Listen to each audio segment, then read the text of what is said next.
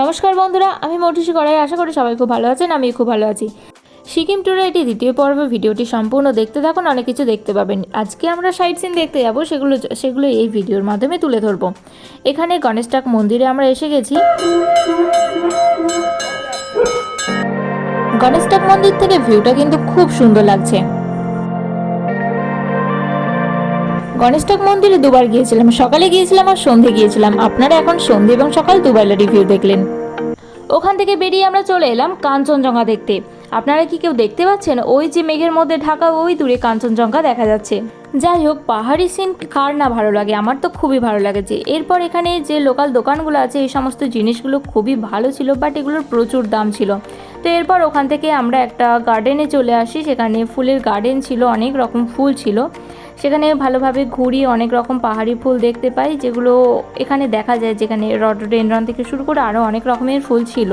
এরপর এখান থেকে বেরিয়ে আমরা একটা হাইস্ট পয়েন্টে সিঁড়ি বেয়ে উঠেছিলাম, যেখান থেকে কাঞ্চনজঙ্ঘা দেখা যাচ্ছিল এই প্লেসটা। কিন্তু আমি ভিডিও ক্যাপচার করতে ভুলে গেছি ওখানে কাঞ্চনজঙ্ঘার ভিউটা। ওখান থেকে বেরিয়ে চলে এলাম একটা মনস্ট্রিতে, অর্থাৎ বুদ্ধদেবের মন্দির। তো এই মন্দিরটা খুবই সুন্দর ছিল এবং এখান থেকে ভিউই খুব ভালো ছিল। আমার জায়গাটা খুবই ভালো লেগেছে। চারিদিক পরিষ্কার পরিচ্ছন্ন, একদম শান্তশিষ্ট এলাকা, কোনো রকম জ্যাম যানজট বা প্রচুর সাউন্ড এসব কিছু নেই। খুবই সুন্দর জায়গা, আর এখানকার ভিউটা তো খুবই সুন্দর ছিল।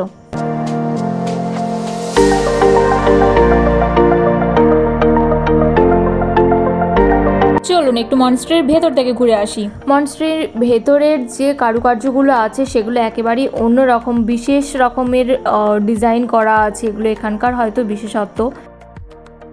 ভেতরটা খুব সুন্দর ছিল, সবাই খুব ভালোভাবে দেখেছি। ইনি হচ্ছেন লর্ড বুদ্ধা, বুঝতেই পারছেন।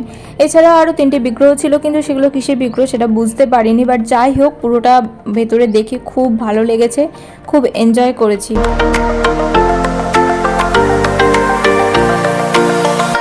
সেই সময়টা বাইরের ওয়েদারটা খুব সুন্দর ছিল, সুন্দর রোদ বেরিয়েছিল এবং আরও ভালো লাগছিল চারিদিকটা দেখতে, খুবই ভালো লাগছিল। এরপর ওখান থেকে আমরা একটা জায়গায় যাই, যেখানটা হচ্ছে এই যে এটাকে ঘুরিয়ে ঘুরিয়ে উইশ করতে হয়। এরপরে এই ওয়াটারফলসটার কাছে আসি। ওয়াটারফলসটা কিন্তু দেখতে খুব সুন্দর লাগছিলো এবং এটি রাস্তার ধারে ছিল। এখানে তো আমাদের মধ্যে একজন দিবিয়া, সে তো ওই দড়ি বেয়ে ওখান থেকে এদিকে এলো, কিন্তু ওর সাহস ছিল। আমার তো কিন্তু এগুলোতে খুব ভয় লাগে, ওই জন্য আমি সাহস করে ওখানটায় চড়তে পারিনি।